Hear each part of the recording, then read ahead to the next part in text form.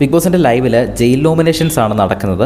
Jail nominations നടക്കുന്ന സമയത്ത് അനീഷും ഷാനവാസും ജയിലിലാണ്. ജയിലിൽ കിടക്കുന്നവർക്ക് ആരെയും നോമിനേറ്റ് ചെയ്യാൻ സാധിക്കില്ല.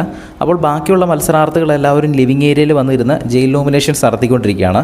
ആ സമയത്ത് ജയിലിൻ്റെ അകത്ത് കിടക്കുന്ന അനീഷ് ഞാൻ ഇന്ന ആൾക്കാരെയാണ് നോമിനേറ്റ് ചെയ്യുന്നതെന്ന് പറഞ്ഞ് രണ്ടുപേരെ നോമിനേറ്റ് ചെയ്യുന്നുണ്ട്. ജിസേലിനെയും നൂറേനെയുമാണ് നോമിനേറ്റ് ചെയ്യുന്നത്. നൂറയ്ക്ക് നല്ല കഴിവുകളുണ്ട്, ജിസേൽ നന്നായിട്ട് ഗെയിം കളിക്കും എന്നൊക്കെ പറഞ്ഞാണ് ഇവരെ നോമിനേറ്റ് ചെയ്യുന്നത്. അപ്പോൾ നൂറയ്ക്ക് പ്രത്യേകിച്ച് കഴിവുകളൊക്കെ എന്ന് പറഞ്ഞപ്പോൾ ഷാനവാസ് കളിയാക്കുന്നുണ്ടോ? ആഹാ, എപ്പോൾ ഇതൊന്നും ഞാൻ അറിഞ്ഞില്ലല്ലോ എന്ന് പറഞ്ഞുകൊണ്ട് അനീഷിനെ കളിയാക്കുന്നുണ്ട്. അതായത് അനീഷ് വെറുതെ ഇതൊക്കെ സ്ക്രീൻ സ്പേസിന് വേണ്ടി കാണിക്കുന്നതാണെന്ന് ഷാനവാസിന് കൃത്യമായിട്ട് അറിയാം. അതുകൊണ്ടാണ് ക്യാപ്റ്റൻസിയിലേക്ക് രണ്ടുപേരെ അനീഷ് നോമിനേറ്റ് ചെയ്തപ്പോൾ ഷാനവാസ് അനീഷിനെ കളിയാക്കുന്നത്.